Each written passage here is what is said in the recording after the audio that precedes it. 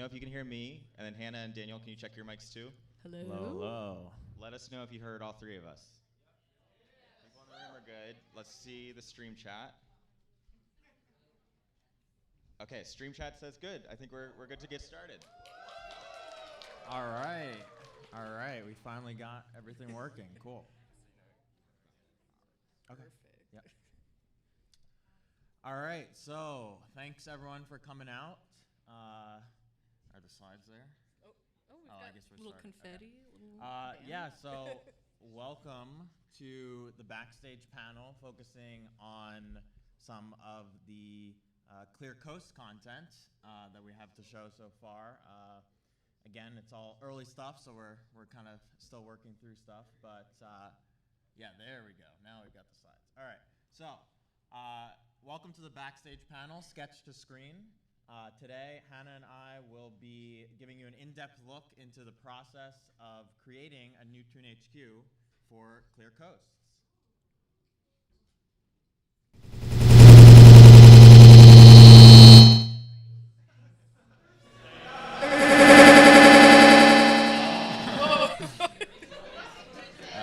Okay. All right, so a little bit of introduction. So I'm gonna introduce myself. So I'm Daniel. I'm a 3D artist on the team. I started playing Toontown in 2007. I believe it was first grade. I've been a team member since August of 2018, and I'm currently studying game design and production at Drexel. And my fun fact, it does not relate to elbows. It relates to my Toontown Online duck tune actually had a slightly different head shape. And when I remade it in Rewritten, I unfortunately didn't see the right head shape. So it's a little bit different, but it's all right. Hi, I'm Hannah. I'm a concept artist. I started playing Toontown in 2004. I was also in first grade, but I'm a little older. I've been on the TTR team since May of 2021. And my fun fact here, I study animation. My fun fact is I was a winner at the first ToonFest in like 2006 that was at the Disney studio. So that's a costume that my mom, she sewed for me. She took her time. But anyways, and then my prize was this backpack that I brought today. Yeah,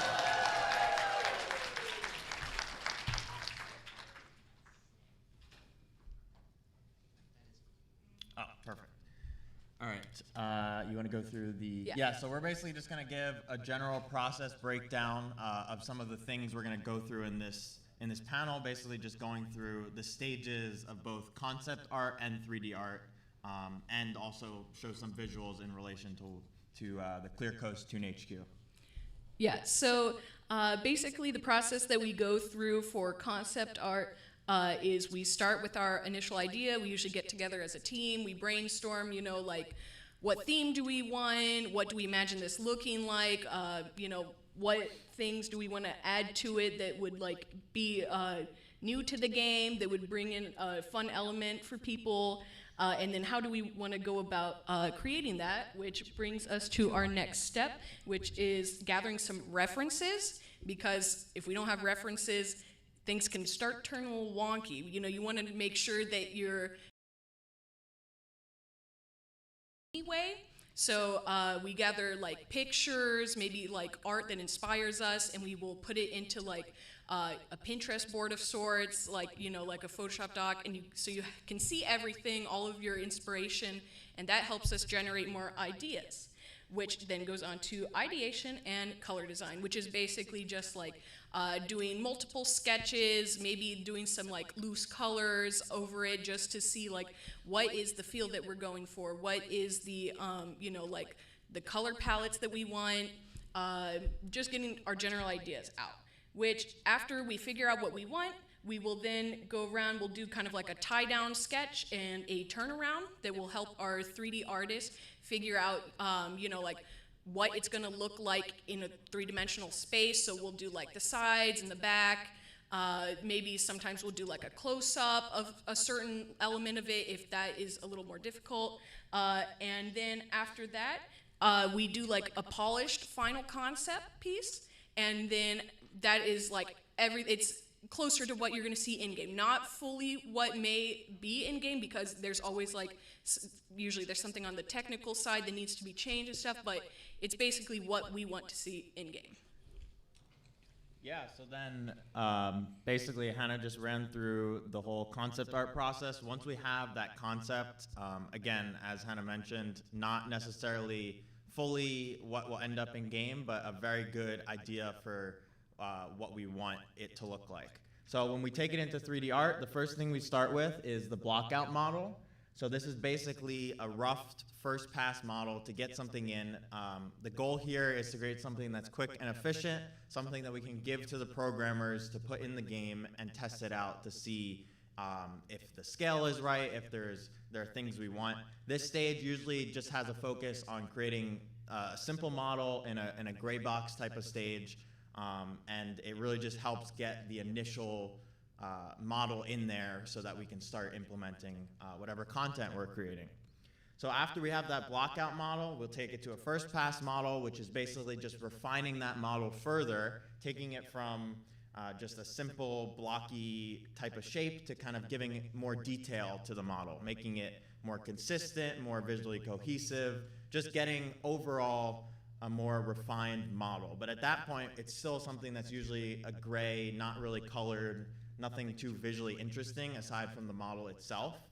So that first pass model is just a more refined blockout model. So then after we have the first pass model, we go to the, I guess, the visualized model, as I refer to it here, which is basically just a model that has a little bit more, a model that has a little more color to it. Basically taking some of the color design and ideation that Hannah was talking about and applying that to the model. So not necessarily fully texturing it, but just taking the model and adding some color to it to get the color scheme and theme right for what we want for that asset. So then you'll see here that there's a couple that are grayed out, and that's basically because everything that's highlighted is the stuff we'll be talking about in the context of the ToonHQ. And everything that's grayed out are part of the process for a model, but will not necessarily be talked about because we are not to that process yet for the HQ specifically. So the optimized model is basically what it sounds like, just a more refined model, more refined visualization, and yeah, just more optimized and more final. And then obviously the final model is mainly just incorporating a model that has actual textures and is something that will actually go into the game. So that's the final asset that will go to production and that you all will see and be able to play on.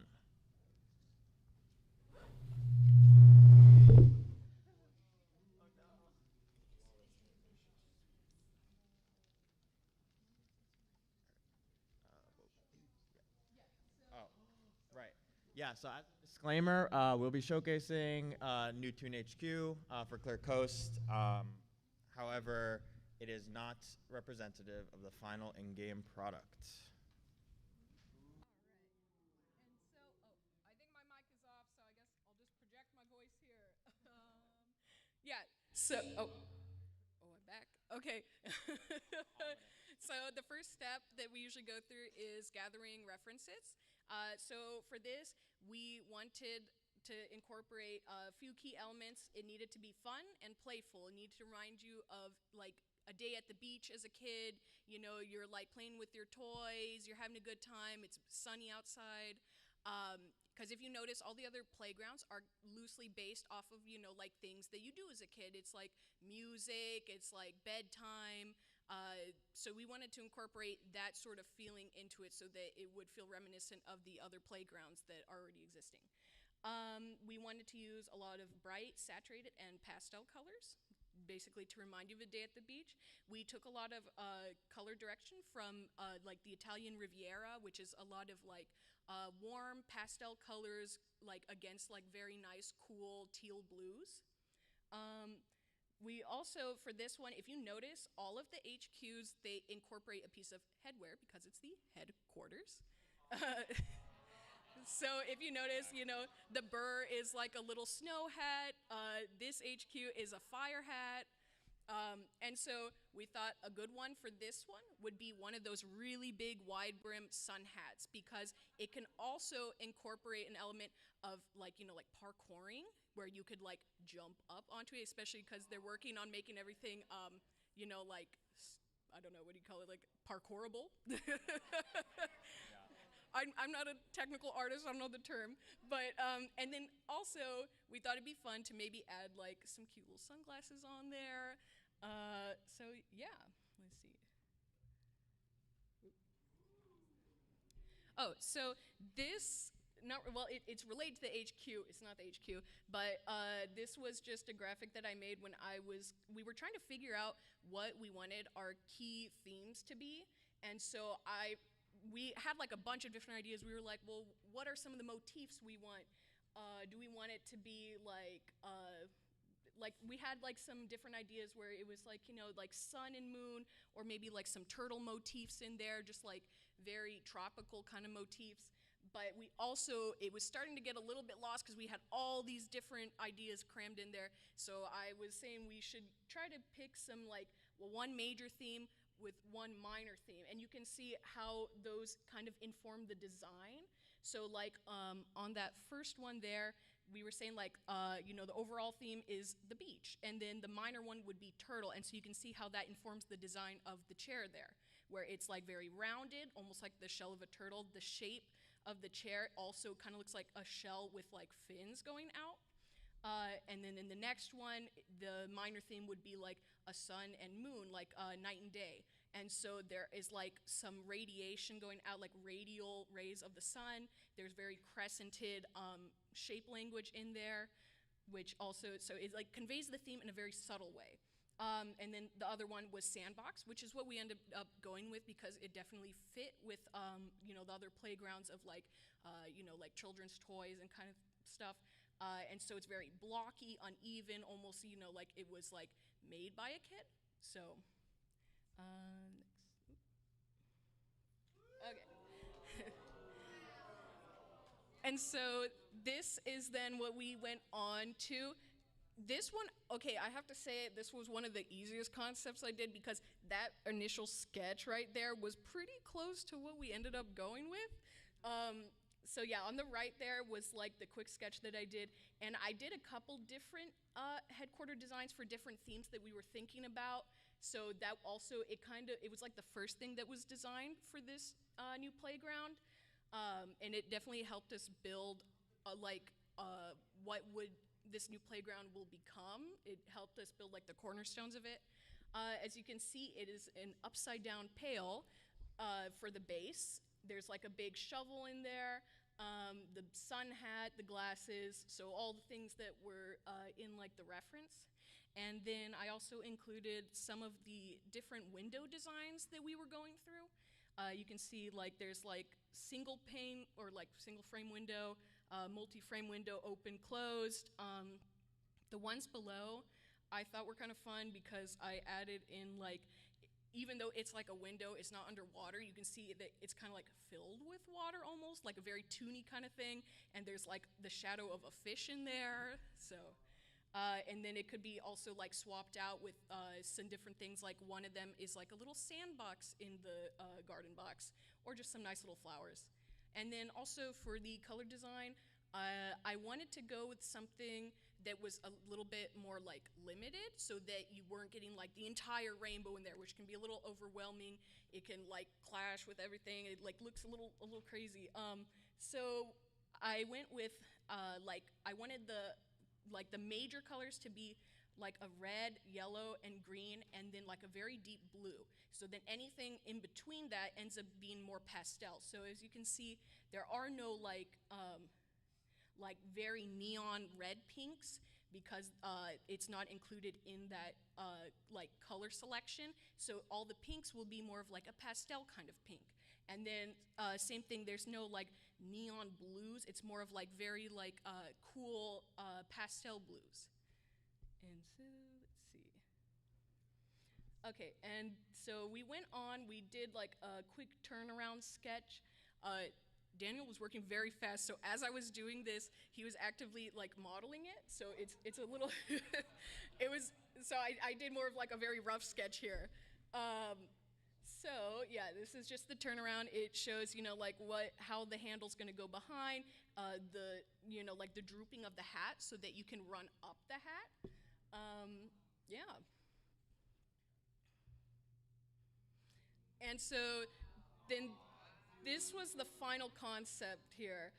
Uh, as you can see, it's like, it's very cleaned up, it's rendered, it has kind of like the textures that we want to use probably for the end result. It might change because as we go, we'll, you know, like decide maybe we want to change the color, we want to change the design of the door or something. So, but this is basically what Daniel ends up working off of. I also thought it'd be fun to add in like some little binoculars instead of just having like the one eye looking up. This fit a little bit like with the theme of the playground. So, yeah. And then also for the colors, I wanted to avoid like, because it was looking like red, white, and blue, but that's like a whole different theme. So I changed it to be more of like a teal, and then the windows are like an olive green. Yeah.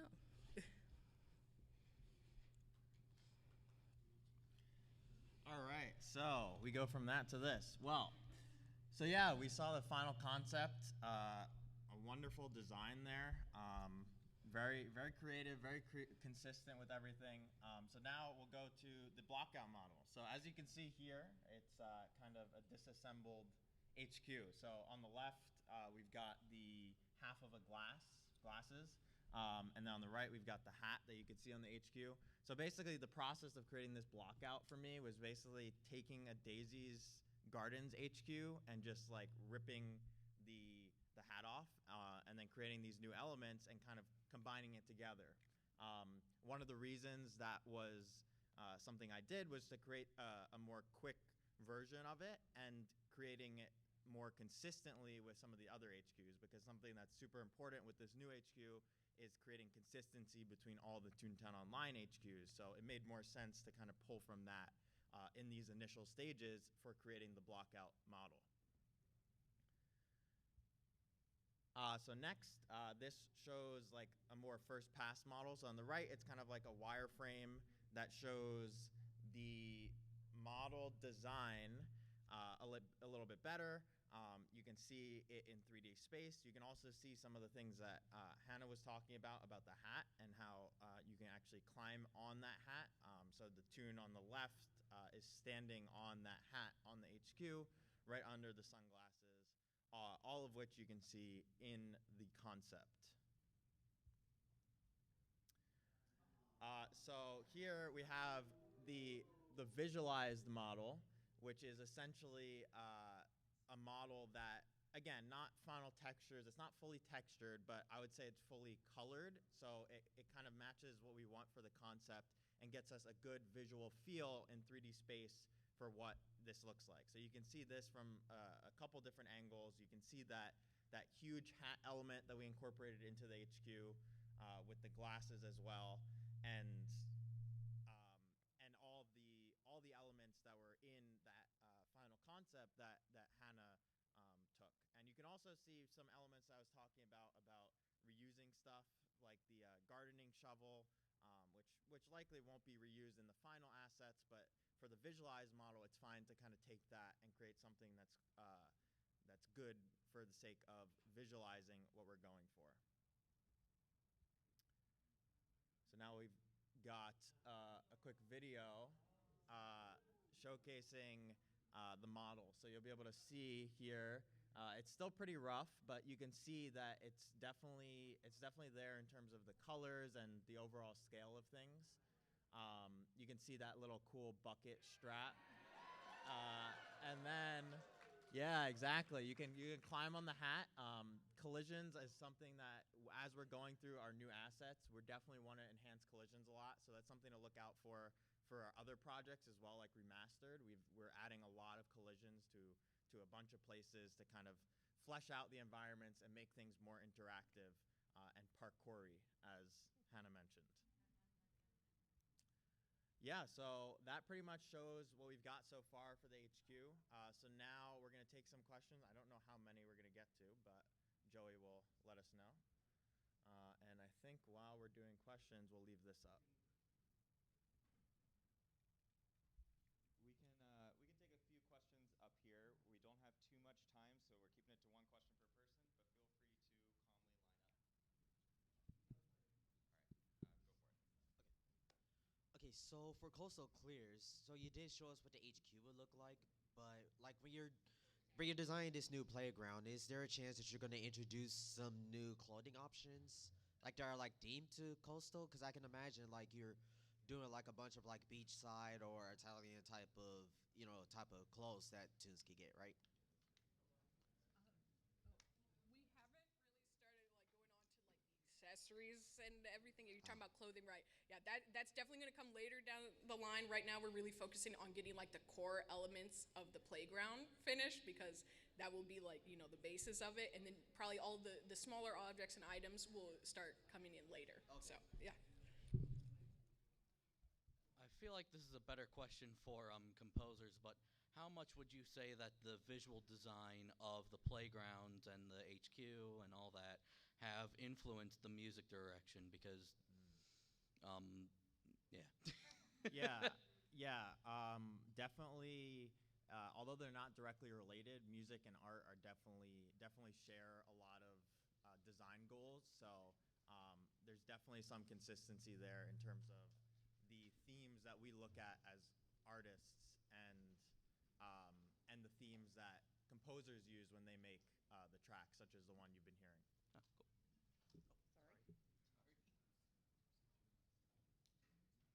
Can boy tunes wear skirts yet? I mean, I don't think that's a question for us. Okay. Yeah. Sorry. I just want to say, like, the HQ and everything looks amazing. How long have you guys been working on this playground in general? Like, how long, if you can tell me, has the concept been established as like this like beach playground? How long has the general design philosophy been in place, and how long have you guys been working with it? I would say, what about maybe?